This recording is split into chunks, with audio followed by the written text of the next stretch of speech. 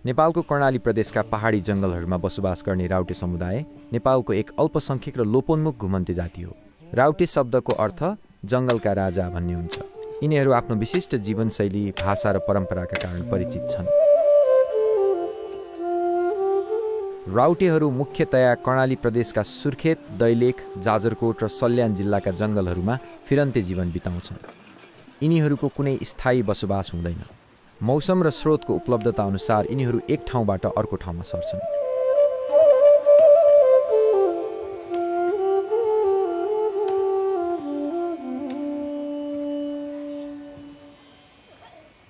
यिनीहरू सालका पात र काठको प्रयोग गरी साना पालहरू बनाउँछन्। प्रत्येक परिवारको आफ्नै पाल हुन्छ र बस्तीको संरचना आवश्यकता अनुसार परिवर्तन भइरहन्छ।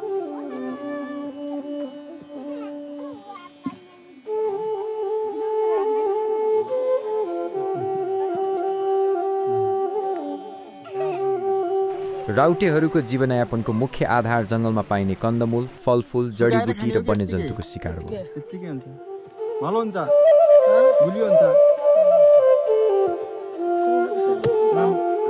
तिम्रो नाम के हो त बाबु? रवि? अपिल? महिलाहरू खानाको जोहो गर्न जङ्गलमा जान्छन् भने पुरुषहरू शिकार र काठका सामग्री बनाउने काम गर्छन्।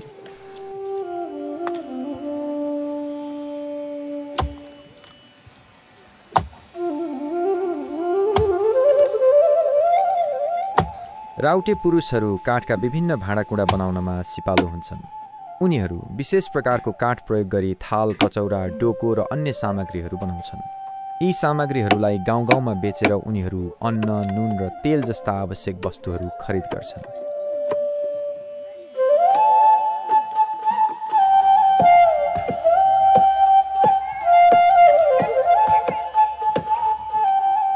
राउटे बालबालिकाहरूको आफ्नै संसार छ। उनीहरू जङ्गलमै खेल्छन् र रमाउँछन्। उनीहरूलाई आधुनिक शिक्षाको अवसर कम हुन्छ।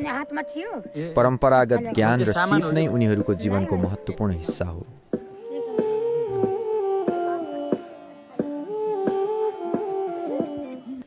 राउटेहरूको आफ्नै मौलिक भाषा छ जसलाई खाम्ची भनिन्छ।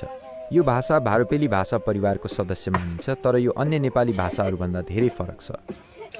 यो भाषा उनीहरूको सांस्कृतिक पहिचानको महत्त्वपूर्ण आधार हो।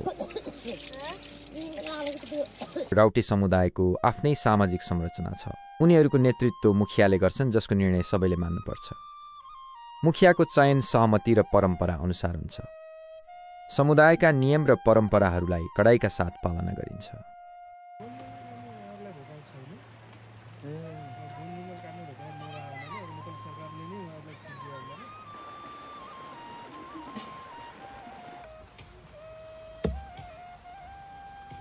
राउटेहरूको संस्कृति धनी छ।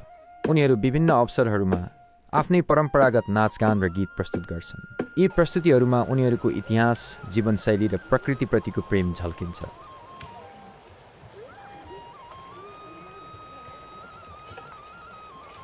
तर राउटे समुदायले धेरै चुनौतीहरूको सामना गरिरहेको छ। वन विनाश, आधुनिक समाजसँगको बढ्दो सम्पर्क, स्वास्थ्य सेवाको अभाव र घट्दो जनसङ्ख्या यिनीहरूका प्रमुख समस्या हुन्। यिनीहरूको परम्परागत जीवनशैली सङ्कटमा परेको छ।